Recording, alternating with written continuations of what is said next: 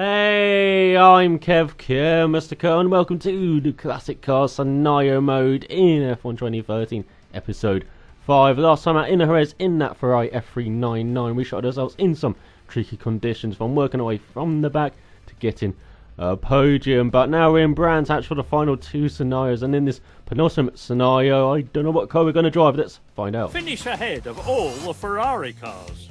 Oh, now we've got to beat the Ferraris as we are driving the Williams FW14B that you can see at the bottom of your screen. And as you can see, we're in 8th. My teammates behind me in 9th. And in some sunny conditions in Brands Hatch, we're trying to get the gold medal by beating all of the Ferraris in front of us. And so, I'm not the best round Brands Hatch. I do find it quite difficult to drive sometimes, just going through those blind corners in the middle of that. But let's hear Murray explain this more eloquently.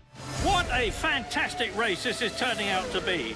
The drivers are fighting tooth and nail for position in this classic Ferrari versus Williams battle.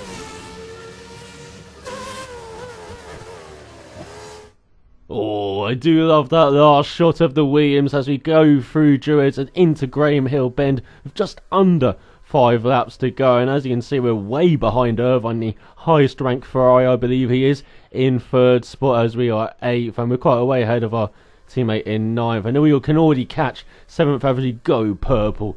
So we're over 2,000 feet behind Irvine in his Ferrari, the F399 that we drove in the last episode. So we've got to be nice and consistent, clean and tidy. Not keep dirt tracking like we are doing there. Just keep it nice and clean on the black stuff. Once again, we are cutting the grass there. I believe we're going to earn some extra keep here, I think, in this race by cutting all of this grass. As we go into the last turn, I believe this is Clark Curve, as we've got the Williams FW18 in front of us, as driven by Damon Hill and Jack Villeneuve in the 1996 season. As we take a look into Paddock Hill Bend, just under 4 laps to go, and we are trying to do some teamwork here, Damon.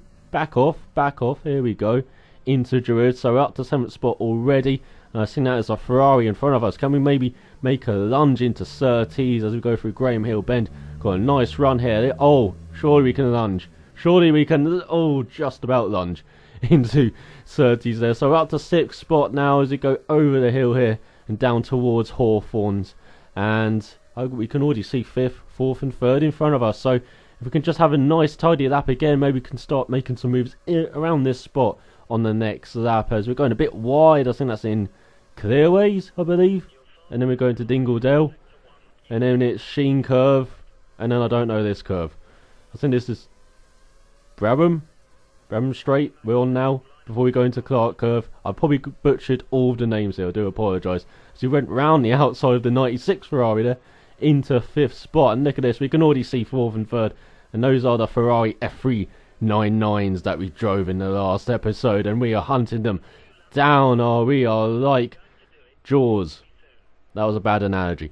As we go into 4th spot through Druids, and now we're right on the tail of Irvine. Oh, we can smell his exhaust gases as we go down his inside into Surtees and into 3rd spot. We've already done the scenario. Look at that, just a couple of laps done.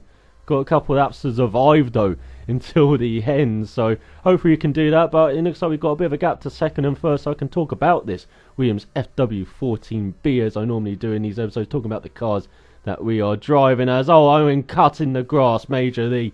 I should enter the Lawnmower World Championships with that driving. But about this Williams FW14B, it's a 1992 Williams which Nigel Mansell won the championship with, and which the team won the constructors with quite convincingly, ahead of McLaren, who was 2nd with 99 points. Williams got 164, and that was after in 91 just losing the constructors title to McLaren by 14 points, as they suffered in the early part of the year with unreliability. In the first 4 races, Patrese and Mansell retired 3 times each, while Senna won all 4 of those races and got a nice head start in the championship battle ahead of Williams, and of course ahead of Mansell in that title battle. So for 92, the car was designed by Adrian Newey. The first Williams car Newey designed actually was the 91 Challenger after being sacked by March in mid-1990.